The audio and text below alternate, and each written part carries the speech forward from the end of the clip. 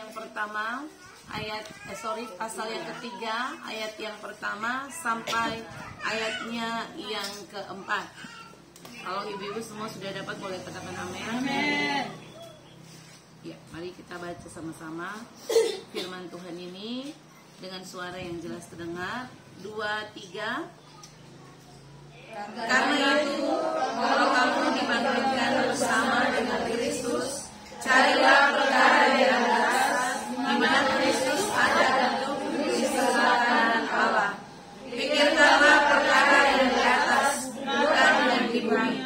Sebab kamu telah mati dan hidupmu tersembunyi bersama dengan Kristus dalam Allah. Apabila Kristus yang sana ada kita menyatakan diri kelak, kamu pun akan menyatakan diri bersama-sama dengan Dia dalam kemuliaan. Katakan amin. Iya, Bapak Ibu yang Tuhan Yesus kasihi, sore hari ini izinkan beta berbagi ini Bapak Ibu tentang membangun kebiasaan berpikir tentang kerajaan Allah. Amin. Jadi kita akan sama-sama bicara tentang Bapak Ibu dan beta diajar untuk membangun kebiasaan berpikir tentang kerajaan Allah atau tentang kekekalan nanti. Karena ketika Bapak Ibu dan beta ikut Tuhan, yang harus ketemu pahami bersama seharusnya adalah Bapak Ibu dan beta harus benar-benar belajar untuk memikirkan hal-hal tentang nilai kekekalan dibanding dengan hal-hal semu yang sementara kita hidupi hari-hari ini. Amin, amin. Untuk itu hari ini kita akan sama-sama belajar. Kita berharap beberapa menit ke depan ibu-ibu boleh simak baik-baik, boleh perhatikan baik-baik, supaya ibu-ibu mampu membangun cara berpikir yang benar tentang hal-hal yang nilainya kekal. Ya, nah mari ibu-ibu perhatikan sama-sama. Waktu ibu-ibu baca firman Tuhan di dalam kitab Kolose pasal yang ketiga ini, ayat yang pertama sampai ayat yang keempat, ibu-ibu akan dapati di situ. Mulai dari ayat pertama dan ayat kedua, ibu-ibu akan dapati di situ begini, ibu-ibu. Ya, ibu-ibu akan dapati di situ hal-hal yang dibicarakan di dalam ayat ini adalah cara pikir orang-orang yang rata-rata ada tinggal di bumi, ya. Coba ibu-ibu lihat kembali di ayat firman yang tadi yang kita baca bersama. Di dalam ayat yang pertama dan ayat yang kedua, coba tolong perhatikan ayat itu baik-baik. Di dalam ayat itu Alkitab berkata begini, karena itu kalau kamu dibangkitkan bersama dengan Kristus, carilah perkara yang di atas, di mana Kristus ada duduk di sebelah kanan Allah. Pikirkanlah perkara yang di atas, bukan yang di bumi. Nah, ayat 3, kalau ibu-ibu perhatikan lanjut, ayat yang ketiga kita bilang, pikirkanlah, sebab kamu telah mati dan hidupmu tersembunyi bersama dengan Kristus di dalam Allah. Nah, mari Bapak Ibu yang Tuhan Yesus berkati, kita lihat ini sama-sama. Untuk membangun sebuah pemikiran tentang kekekalan itu perlu yang namanya latihan. Amin. Amin. Karena orang tidak bisa jadi Kristen lalu dia belajar memikirkan hal-hal yang kekal. Karena membangun pemikiran kekal itu dimulai dari proses pembelajaran yang dilakukan setiap hari dalam hidup kita. Ibu-ibu dan beta yang ada masih hidup di bumi ini harus tahu satu prinsip kebenaran ini, bahwa Tuhan suruh ibu-ibu dan beta ada di bumi. Tapi bukan berarti ibu-ibu dan beta harus belajar berpikir gaya hidup orang bumi. Setuju? Boleh tinggal di bumi, tetapi cara berpikir kita itu cara berpikir orang kerajaan Allah. Amin. Boleh tinggal di bumi, tapi cara pikir kita itu cara pikir orang-orang yang telah mengalami pembaruan hidup. Setuju? Makanya ibu-ibu beta selalu bilang begini, kita Bapak Ibu dan beta harusnya menjadi orang-orang yang seperti ikan. Filosofi ikan gini, tinggalnya habitat aslinya itu air asin. Tapi kalau ibu-ibu tangkap ikan, ibu-ibu tidak kasih garam, pasti dagingnya tetap tawar. Hidup orang Kristen, hidup orang percaya harusnya begitu. Tinggal di lingkungan orang-orang yang mungkin sulit tidak mengenal Tuhan secara pribadi, tetapi kehidupan kita bukan kehidupan yang seperti itu. Amin. Ibu-ibu harus tunjukkan ibu-ibu punya jati diri. Setuju? Makanya hari ini firman ini mengajarkan kita begini. Mulai belajar membangun cara pikir tentang kekekalan. Mulai belajar membangun cara pikir tentang kerajaan Allah. Amin. Nah, mari ibu-ibu kita kasih tahu. Orang yang sudah terbiasa membangun cara pikir tentang kerajaan Allah, dalam proses hidup dia sulit jatuh. Sulit. Bisa jatuh tapi tidak jatuh seperti gitu. Oke? Karena apa ibu-ibu? Karena orang-orang tipe seperti gini adalah orang-orang yang sudah terbiasa berpikir tentang kekekalan. Sehingga ketika melangkah melakukan sesuatu hal yang salah, dosa, ada perasaan di dalam hati, Roh Kudus intervensi, jangan. Akhirnya untuk menjalani proses hidup hati-hati sekali, bicara hati-hati, bertindak hati-hati, apalagi kelakuan hati-hati, semua yang kita lakukan semua hati-hati. Itu orang-orang yang benar-benar terbiasa untuk membangun cara pikir tentang nilai kekal. Kenapa dia berpikir gini? Kalau dia melakukan ini, dia hitung-hitungan. Bisa jadi besok Tuhan ambil dia. Begitu. Jadi mulailah mari melatih cara berpikir seperti itu. Nah, coba ibu-ibu tolong perhatikan. Coba lihat di kitab Ratapan pasal 1 ayat yang ke-9. Ibu-ibu perhatikan ayat itu. Coba tolong satu orang baca ayat itu. Ratapan pasalnya yang pertama ayat yang ke-9. Tolong satu orang baca. Ya, Mama Yen baca kuat.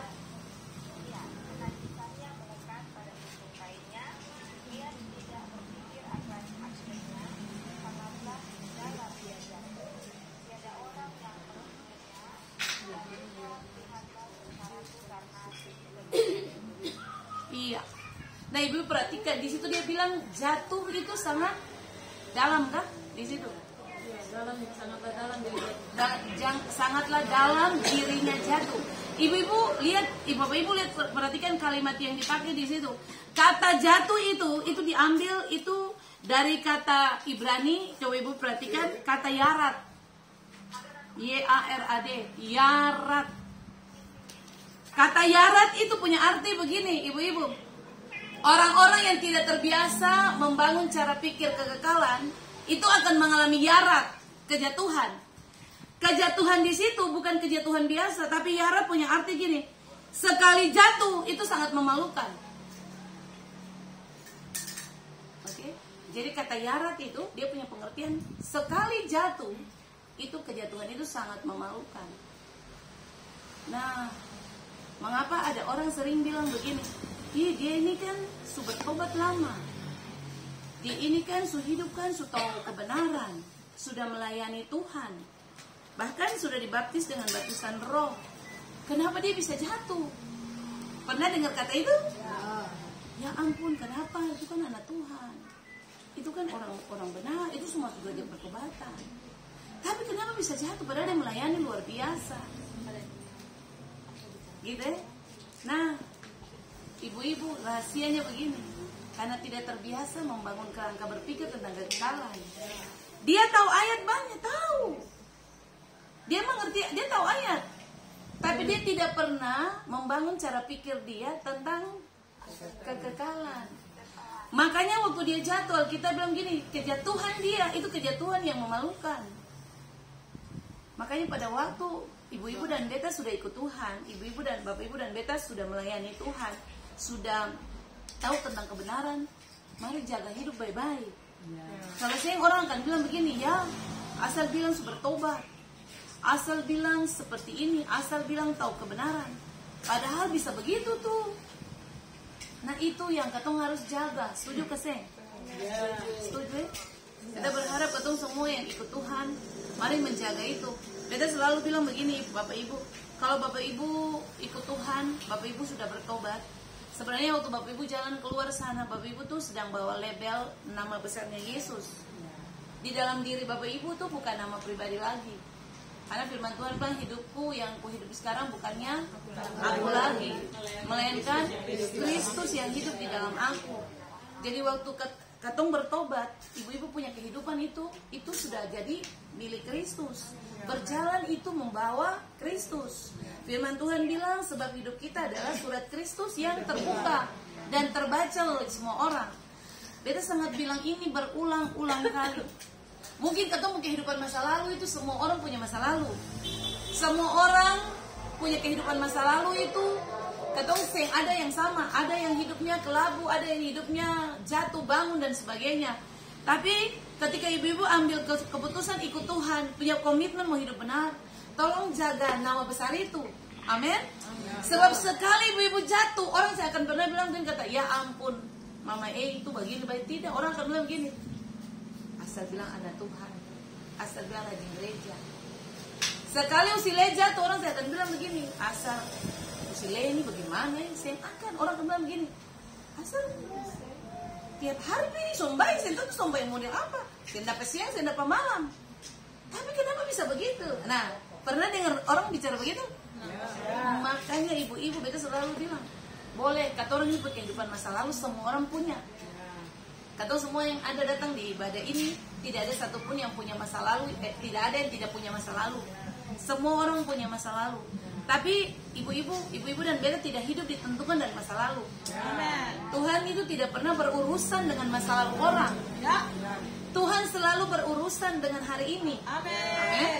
Jadi ibu-ibu punya kehidupan lalu yang seburuk apapun itu, yang hitam di masa lalu. Ada kabar baiknya hari ini, ibu-ibu, bapak-ibu. Hari ini Tuhan memutihkan itu. Amen. Dan Tuhan tidak berurusan dengan masa lalu. Makanya tidak usah hidup terintimidasi dengan masa lalu. Amin.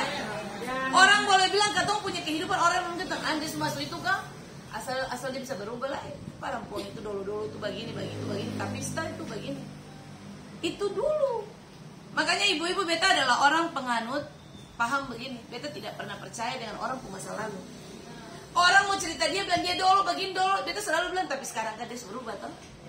Itu beta, boleh tanya semua orang yang dengan beta, kalau orang cerita dia punya masa lalu gini, kali kenal dia, barang kenapa, dia bisa berubah.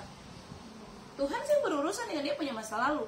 Tuhan lihat hari ini, kalau dia mau berubah, itu respon itu yang Tuhan lihat. Amin. Untuk itu begini Bapak Ibu, tidak usah terlalu terintimidasi dengan masa lalu. Seakan-akan ketemu punya hidup ini yang paling bejat, ketemu punya hidup ini yang paling hina, ketemu hidup ini yang paling terpuruk dari orang. Ibu-ibu dan beta tidak hidup ditentukan apa kata orang. Kita hidup ditentukan kata Tuhan. Amin. Jadi selamat tinggal masa lalu. Amin. Selamat datang masa depan. Amin. Tepuk tangan dulu Bapak Ibu. Iya. Tuhan selalu mengingat masa depan. Dia mau kita hidup di dalamnya.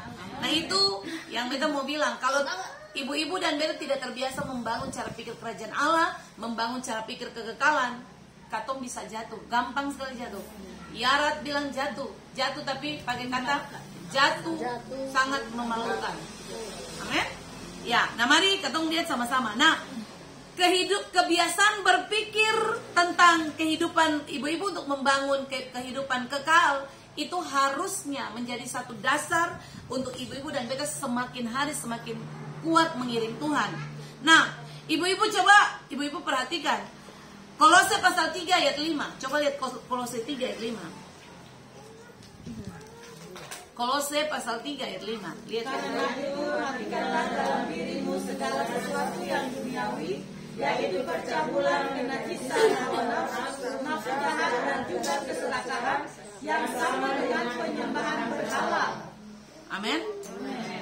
Nah, ibu-ibu lihat. Ayat 5 kasih tahu kita begini. Ini perilaku kebiasaan yang menurut orang-orang yang ada hidup di bumi. Ini cara berpikir bumi. Bahwa itu wajar. Selama masih ada darah dan daging, selama ketong masih injak kaki di bumi, ketong bisa melakukan hal-hal ini. Ibu-ibu waktu beta belajar firman ini dan beta tahu tentang kebenaran ini, beta bertobat. Kadang-kadang beta pembahasan ketong masih manusia. Wajarlah. Ketong bisa marah, ketong bisa bikin itu dan bikin itu. Tapi sebenarnya ketong semua belajar membangun kebiasaan hidup kerajaan. Amin. Sehingga ketong yang taruh di dalam pikiran seperti begini. Beta kan masih darah dan daging. beta masih bisa dilakukan seperti apa yang ayat 5 bilang. Ayat 5 bilang apa tuh? Karena itu letakkanlah dalam dirimu segala sesuatu yang duniawi, Ya. yaitu percabulan, kenajisan, hawa nafsu, nafsu jahat, dan juga keserakahan, Ya. bersama dengan penyembahan berhala. Nah, ibu-ibu lihat, katong selalu pakai bahasa, beta masih orang dunia, jadi beta punya pikiran cabul itu wajar, karena memang beta masih darah dan daging. Ibu-ibu lihat di situ, beta kalau serakah itu wajar, karena apa? Karena beta masih darah dan daging, orang bisa serakah sedikit-sedikit. Tapi kalau ibu-ibu baca ayat 5, dia dimulai dengan kata apa di situ? Matikanlah. Nah, mari kita belajar. Ada 3 hal penting beta mau share hari ini, malam ini untuk ibu-ibu semua. Bagaimana caranya supaya ibu-ibu dan beta bisa mendapatkan cara pikir tentang kerajaan Allah? Bagaimana cara supaya ketong terbiasa untuk berpikir tentang kekekalan? Nah, hal pertama gini ibu-ibu.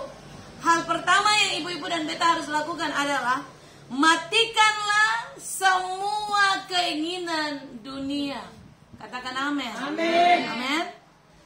Matikan semua keinginan dunia, keinginan daging.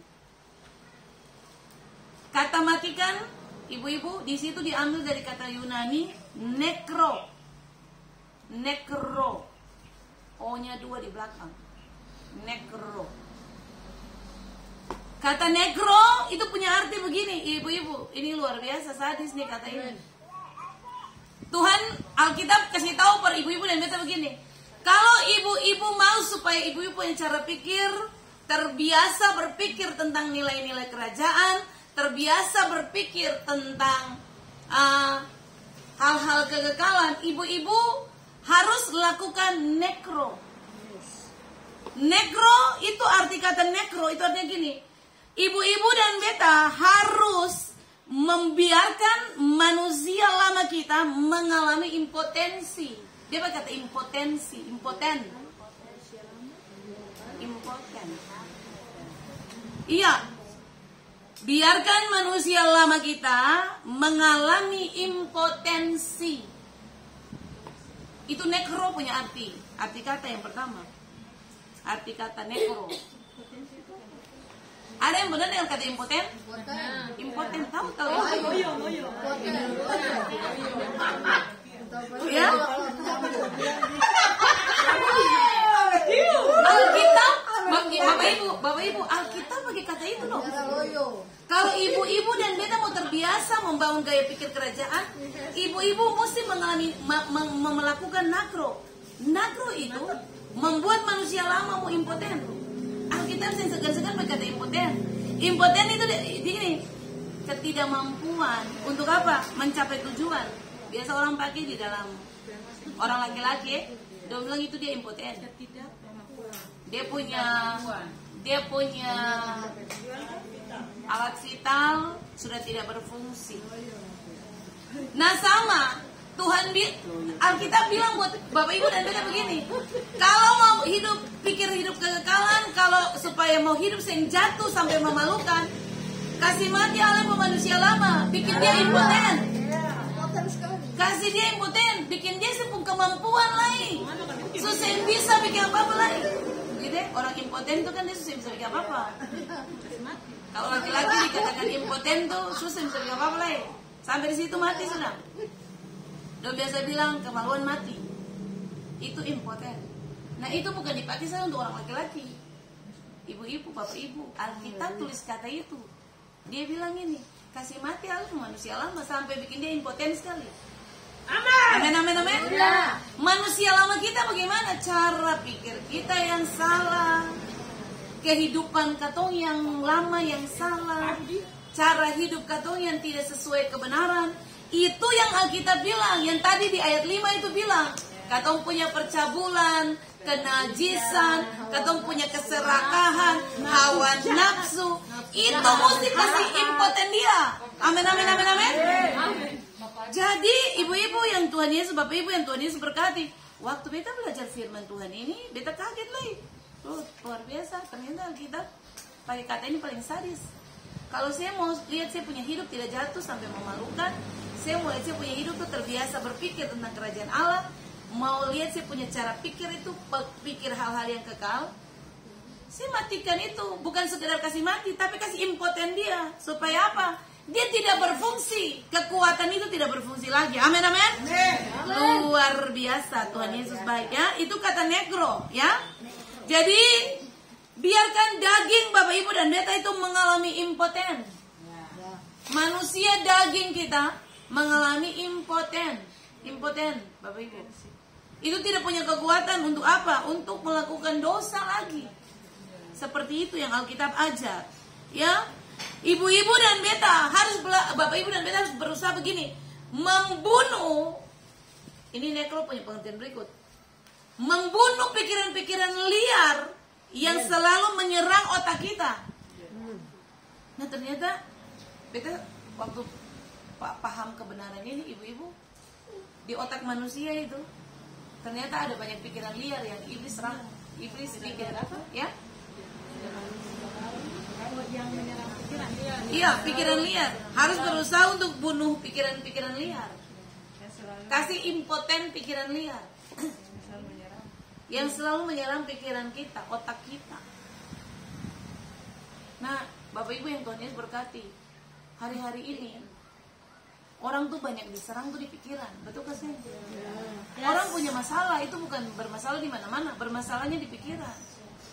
Jadi kalau Bapak Ibu membiarkan pikiranmu liar kemana-mana, tidak dikasih impoten dia, Bapak Ibu nanti pada akhirnya Bapak Ibu dan Beta sampai satu titik begini, mengalami kematian baik fisik maupun roh. Hati-hati, orang banyak berpikir tuh bisa mati. Ilmu kesehatan itu bicaranya begitu. Makanya Alkitab itu buku yang luar biasa. Alkitab bilang apa? Hati yang gembira itu apa? Obat yang manjur. Orang kalau suka bergembira, itu penyakit apa mau datang juga sing mempanlai. Karena dia antibody sudah dibangun dari dalam. Gitu. Tapi kalau orang penghati susah, stres, pikiran, segala macam, cepat sekali orang diserang. Makanya kita saran untuk Bapak Ibu yang punya persoalan hidup, lebih banyak bergembira. Amin. Pertanyaannya cara bagaimana? Orang dalam keadaan tertekan orang bergembira. Sebenarnya bisa kalau Ibu tahu caranya, Bapak Ibu tahu caranya. Caranya adalah pakai perkataan. Waktu pikiran-pikiran liar itu datang menyerang pikiran kita, Bapak Ibu dan Beta sudah punya senjata yang paling ampuh. Tuhan kasih itu. Tuhan itu hebat Bapak Ibu. Beta waktu udah sampai dalam proses perenungan firman ini, Beta sangat bersyukur kepada Tuhan yang luar biasa. Tuhan kasih perlengkapi Bapak Ibu dan Beta gini, dengan senjata yang hebat. Untuk sebenarnya untuk apa? Menaklukkan kekuatan musuh. Firman Tuhan bilang gini, dari mulut bayi-bayi Tuhan telah meletakkan dasar kekuatan. Jadi di dalam mulut Bapak Ibu dan Beta sejak dari bayi lagi, itu sudah punya kekuatan untuk membungkam kekuatan musuh. Amin.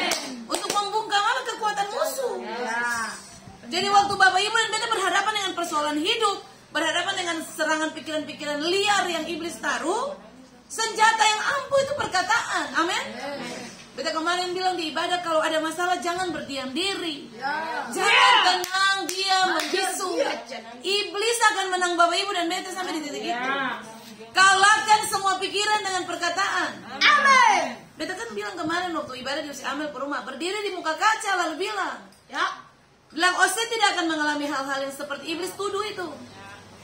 Perkatakan untuk diri Bapak Ibu sendiri. Itu obat yang paling mujarab ketimbang Bapak Ibu minum obat dokter. Bilang buat diri bahwa Bapak Ibu dan Beta punya pikiran, tubuh itu adalah tubuh yang sehat. Bilang begitu. Perkataan itu sangat mengandung kuasa Bapak Ibu. Jadi Beta berharap setelah dengan firman setiap hari, semua katong punya persoalan hidup, semua orang punya masalah beda-beda, sesuai dengan dia punya kekuatan. Tetapi ingat, Tuhan itu baik. Tuhan sudah mendesain Bapak Ibu dan Beta. Tuhan sudah memperlengkapi dengan senjata yang begitu ampuh untuk menghancurkan dan membungkam kekuatan musuh, yaitu perkataan Bapak Ibu dan Beta. Amin. Jangan pernah berkata buat diri melemahkan iman sendiri. Jangan. Perkatakan buat diri bahwa masalah boleh datang, tapi Tuhan lebih besar dari masalah. Tepuk tangan Bapak Ibu buat Tuhan yang luar biasa. Ya. Jadi itu yang pertama. Kalau mau terbiasa untuk memikirkan pikiran kerajaan Allah, memikirkan kekekalan, mau supaya tidak jatuh dan tidak memalukan, harus terbiasa untuk melakukan nekro, matikan semua kedagingan manusia lama, matikan dia sampai dia jadi impoten. Amin. Yang kedua, coba Bapak Ibu perhatikan. Yang kedua adalah begini. Mari belajar mengejar pengetahuan yang benar menurut sang kali itu. Coba lihat di ayat Kolose 3 ayat 10. Kolose pasal 3 ayat 10. Kolose pasal 3 ayat 10. Dan telah memenangkan manusia baru yang terus-menerus dibaharui untuk memperoleh pengetahuan yang benar menurut gambar kaliknya. Iya. Bapak Ibu dan Beta kalau mau terbiasa untuk berpikir tentang kekekalan, terbiasa untuk membangun cara pikir kerajaan Allah, Bapak Ibu dan Beta harus berusaha untuk mengejar pengetahuan yang benar tentang Sang Hali.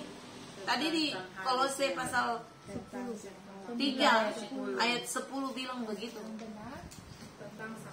Iya, jadi harus benar-benar mengejar pengetahuan yang benar. Nah, Beta bersyukur kepada Tuhan karena setiap kali ketemu ibadah itu adalah salah satu cara Bapak Ibu dan Beta terbiasa mengejar pengetahuan yang benar tentang Tuhan kita. Amin. Bersyukurlah kepada Tuhan karena Tuhan itu benar-benar mengasihi katong semua, lalu memberikan katong firman yang hebat-hebat. Amin. Yang terus dibukakan dari setiap hari. Bahwa katong sudah terbiasa untuk mengejar pengetahuan yang benar tentang Tuhan. Nah, kenapa demikian Bapak Ibu? Karena begini, kalau katong tidak terbiasa membangun pengetahuan yang benar tentang Tuhan, Bapak Ibu dan Beta akan jatuh. Karena hanya firman Tuhan, orang mengerti firman, baru orang itu bisa hidup benar Bapak Ibu. Untuk jadi hidup benar itu yang bisa diusahakan dengan katong punya kekuatan sendiri. Makanya kalau sampai hari ini Bapak Ibu dan Beta masih punya satu kebiasaan atau dosa yang menurut Bapak Ibu Beta jatuh terus di dosa yang sama ya. Karena Beta selalu sepertinya Beta punya persoalan itu ada di area ini saja. Ingat baik-baik, yang bisa menyelesaikan area ini bukan kemampuan kita. Cuman karena pengetahuan firman Allah itu yang membuat kita bisa keluar dari zona itu. Amin. Bapak Ibu ikut Tuhan, Bapak Ibu punya persoalan-persoalan atau punya kebiasaan-kebiasaan buruk, itu ada beberapa yang mungkin sudah mulai berkurang. Bahkan ada yang sudah hilang. Tapi ada satu titik di mana, aduh kenapa kok jatuh terus di sini? Terus jatuh terus di sini? Bisa terjadi kayak masalah persoalan uang. Kenapa sih jatuh terus di sini? Ada apa di sini nih? Coba pikir ulang, kembali ulang. Apa yang salah di situ? Nah, yang bisa tolong ibu-ibu keluar dari zona itu bukan kekuatan sendiri. Aduh, Beta harus bagaimana? Beta harus atur. Beta punya keuangan sebaik mungkin. Tidak bisa, Bapak Ibu. Yang bisa adalah kejar pengetahuan tentang kebenaran Tuhan. Baru cara pikir diubah. Baru Tuhan ubah cara hidup itu. Baru bisa keluar dari lubang itu. Kejarlah pengetahuan tentang uang itu seperti apa. Mamon itu apa. Dia harus bagaimana. Caranya ditempatkan seperti apa. Cara tabur dia di mana? Mungkin selama ini ketong menabur, tapi ada yang salah. Saya ketong jatuh terus. Ibu-ibu saya bisa punya kekuatan, akhirnya cari solusi sendiri. Tidak bakalan jalan keluar yang ada Bapak Ibu. Percayalah apa yang Beta bilang. Karena ini area ini iblis tahu nih ketong kelemahan ada di sini. Yang bisa cuma satu saja. Mari kejar pengetahuan tentang firman Allah. Kejar pengetahuan tentang kebenaran. Jadi masing-masing cek ulang dia punya kelemahan ada di mana. Cari tahu menurut firman Tuhan itu akan seperti apa. Beta harus bagaimana nih? Minta bantuan Tuhan, Roh Kudus. Lalu ibu-ibu dan Beta bisa keluar dari zona itu. Kalau seng percaya atau tidak percaya, katong akan tinggal putar-putar di situ sampai Tuhan datang. Katong cuma ada di situ. Sulit sekali katong keluar dan katong punya persoalan itu. Jadi Beta berharap setelah Bapak Ibu dan Beta dengar firman hari ini tentang kebiasaan membangun cara pikir kekekalan, kebiasaan membangun cara pikir kerajaan Allah. Mari kejar pengetahuan firman. Amin. Tidak usah kejar mujizat Bapak Ibu. Jangan pi ibadah cuma supaya Tuhan jawab doa saja. Jangan pi ibadah supaya apa? Persoalan cepat selesai. Jangan pi ibadah supaya cepat sembuh. Jangan. Kalau Bapak Ibu cuma sebatas ada di titik itu, Bapak Ibu yang pernah lihat mujizat. Tidak akan pernah terjadi apa-apa. Tapi sudah mulai terbiasa begini. Beta harus cari, beta harus kejar pengenalan yang benar tentang Tuhan yang beta sembah seperti apa. Lewat firman yang beta harus belajar tiap hari. Amin. Pada waktu Bapak Ibu mulai mengenal Tuhan lewat firman-Nya, firman Tuhan itu dia akan mengubah cara pikir Bapak Ibu dan beta. Kemudian cara pikir orang yang telah mengalami pembaharuan itu, dia akan mengalami yang namanya perubahan pola pikir di dalam Kristus. Sehingga Bapak Ibu mulai terbiasa berpikir tentang hal-hal yang nilainya kekal. Kata mau marah orang, tiba-tiba kata-kata sudah terbiasa mengejar pengejaran yang benar. Aduh jangan. Nanti kalau beta mati, beta belum mengampuni. Bagaimana caranya? Beta ada di mana nih sebenarnya? Akhirnya Roh Kudus tetap kasih ingat. Aduh, kayaknya beta mau parlente orang. Janganlah. Jangan sampai nanti tiba-tiba beta mati. Beta masih melakukan parlente, terus tempatnya ada di mana? Seperti begitu. Jadi, kata punya kehidupan tuh seperti dibatasi. Karena apa? Karena Bapak Ibu dan beta sudah mulai terbiasa mengejar kebenaran firman. Amin. Bapak Ibu bisa pahami sampai di sini? Oke, yang terakhir kata belajar. Yang terakhir. Supaya Bapak Ibu dan beta terbiasa untuk membangun pola pikir tentang kerajaan Allah, terbiasa untuk membangun cara pikir kekekalan. Bapak Ibu dan beta harus terbiasa hidup di dalam kasih. Amin. Kenapa beta taruh kasih di paling akhir dari kata punya poin ini? Karena Alkitab bilang kasih itu menutupi banyak sekali dosa. 1 Korintus pasal 13 bilang apa? Kasih itu bahasa roh akan hilang, pengetahuan akan hilang, tetapi kasih itu tinggal tetap. Amin. Bapak Ibu, 1 Korintus 13 ayat 4 sampai 9.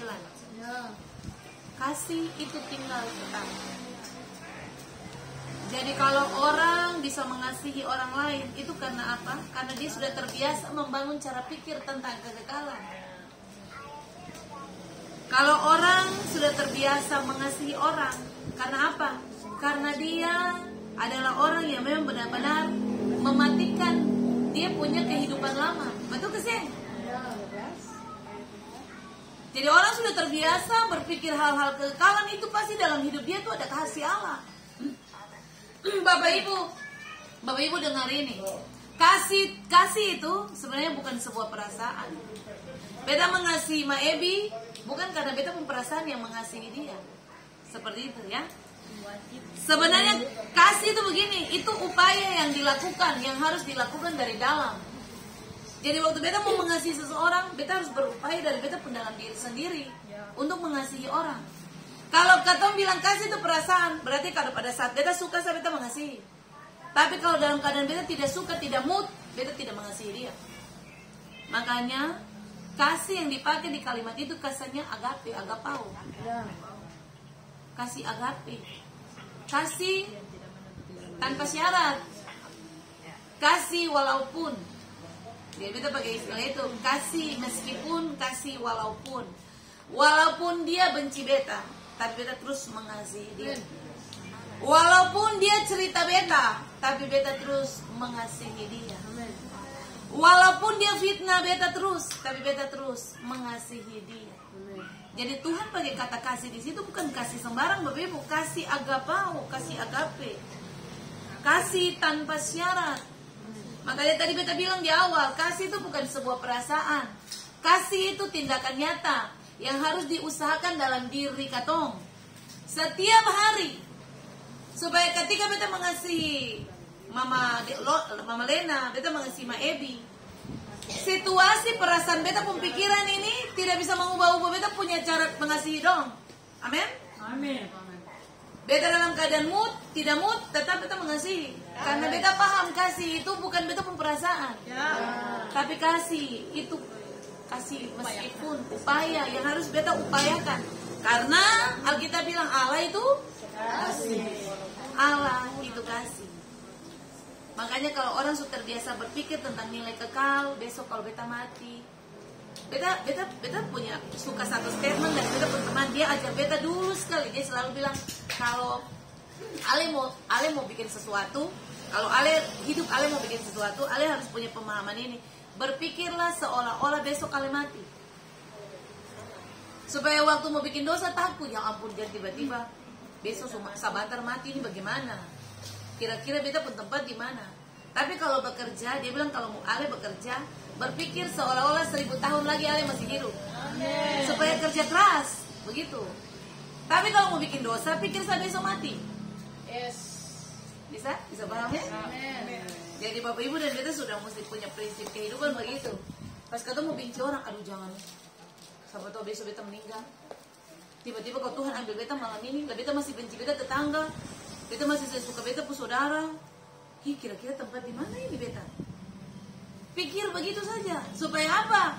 Mau berjalan, mau bikin sesuatu dosa, takut. Maksudnya bukan takut apa? Aduh janganlah Tuhan, beta saya mau mati dalam dosa, beta saya mau mati masuk neraka. Kalaupun Tuhan mau panggil Bapak Ibu dan beta, kita harus ada di surga. Amin. Itu yang mesti jadi prinsip hidup. Jadi Bapak Ibu yang Tuhan Yesus berkati, 3 hal ini beta sharing ke Bapak Ibu semua tentang bagaimana cara membangun cara pikir tentang kerajaan Allah, cara berpikir kekekalan. Yaitu pertama, kasih mati manusia lama, kasih impoten dia sekali. Yes. Amin. Yang kedua, belajar kejar pengetahuan yang benar tentang Sang Halik, tentang Tuhan.